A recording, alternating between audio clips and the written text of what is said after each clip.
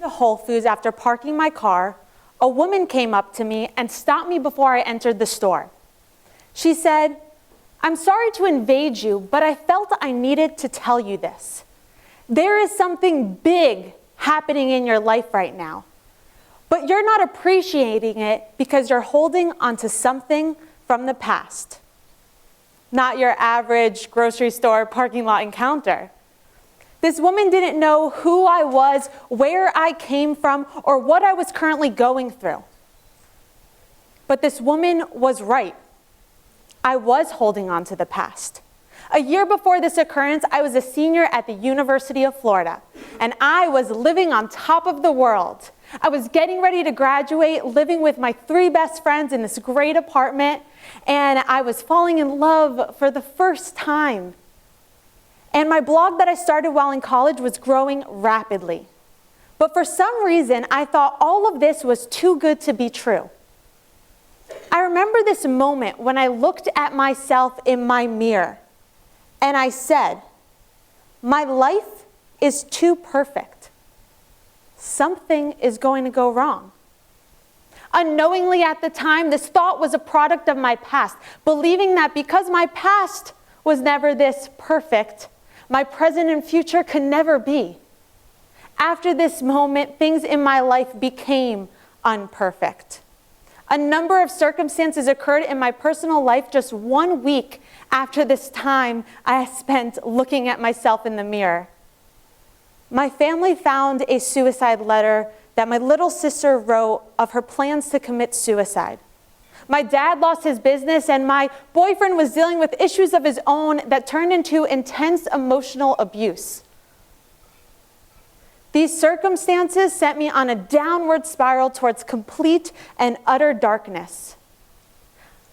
I spent 4 months living in this darkness until New Year's rolled around, when I said that this was going to be a fresh start. But saying it and truly believing it are 2 completely different things. Saturday, January 26, 2013, my life changed forever.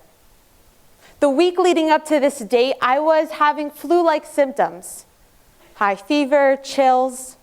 My mom was coming to visit me for the weekend to celebrate a milestone that I hit with my blog. 1,000 likes on Facebook. Got to celebrate the small wins, right? I was still pretty sick the morning before the celebration, so my mom took me into the walk-in clinic where they gave me an IV of fluids and antibiotics, sent me on my way with the parting words, "Have fun at your party." I went home and took a shower before guests were supposed to arrive. And when I got out of the shower, I laid on my bed and I was beginning not to be able to breathe that well. My mom comes in the room and she takes one look at me and sees my heart beating rapidly out of my neck. She said, "Alexa, we're canceling the party. I'm taking you to the emergency room."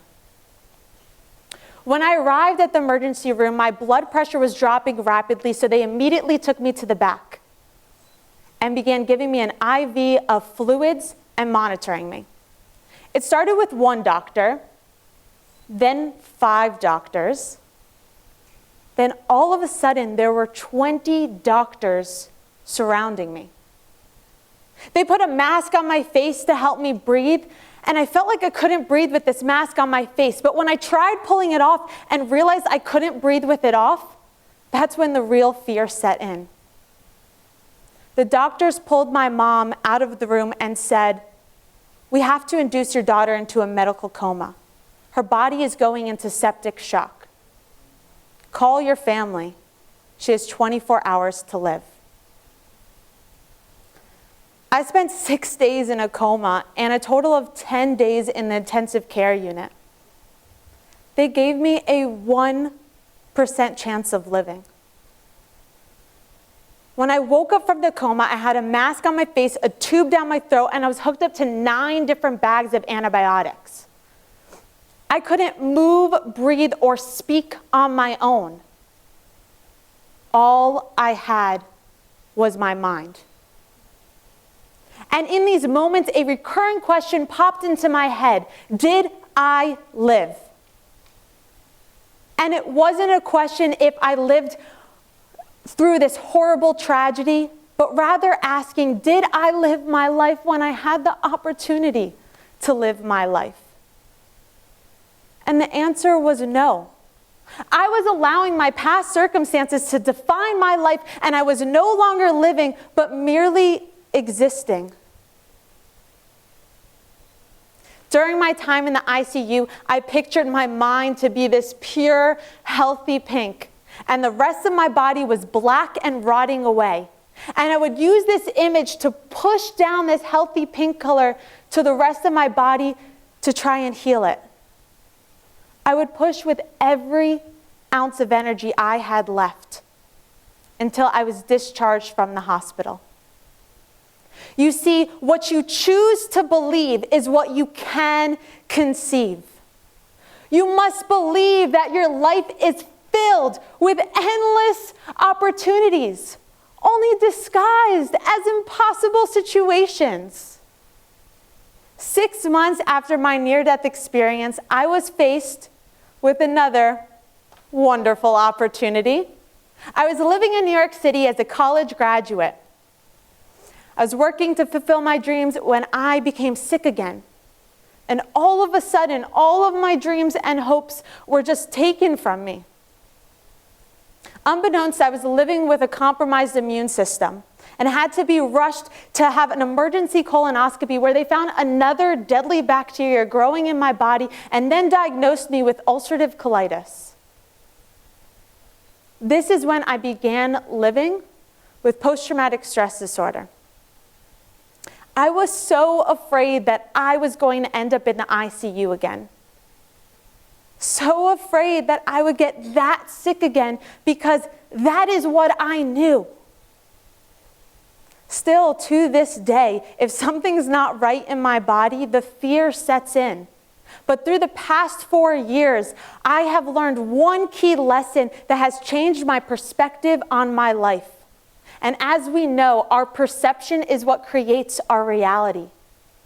And that is that you only have 2 things that you have control over: your decisions and your reactions. I don't have control over this autoimmune disease. I can't control the bacteria that almost took my life. But I can control the decisions I make for myself and the way I react to what life throws my way. You see, this is the opportunity. The opportunity to see things not for what they are, but rather for what they can be. For 3.5 years, I was deciding that my past would define my future. I was believing that due to this illness, I will never be able to go hiking again, or live in a different country, or enjoy the pleasures of food. I'll never be able to do the things I used to love and know so well because this was now my reality.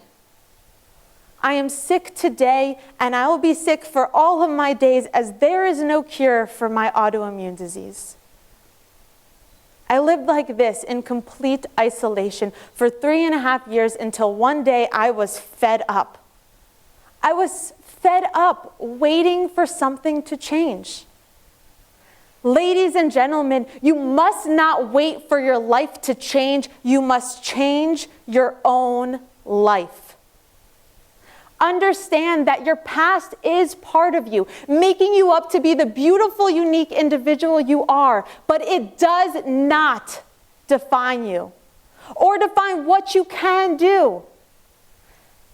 Everything in your life is helping you become the person you are today and will help you become the person you are supposed to be.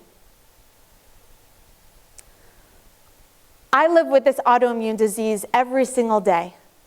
I live with my past demons and tragedy and heartbreak just as all of you do.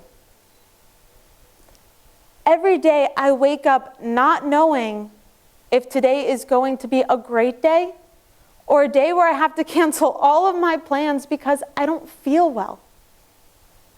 I live with anxiety and fear, and yes, I still suffer from PTSD. And I don't know if any of this will ever disappear. But what I do know for sure is that this will not stop me from accomplishing what I want to accomplish in my life. It will not stop me from seeing the opportunity through the tragedy.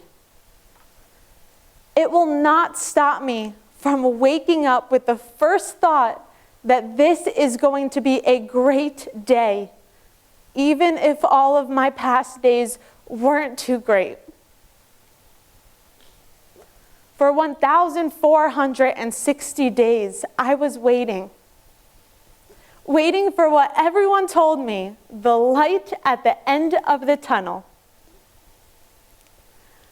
But today, I am no longer waiting for that light at the end of the tunnel, because what I've come to learn is that the light was within us all along. Thank you.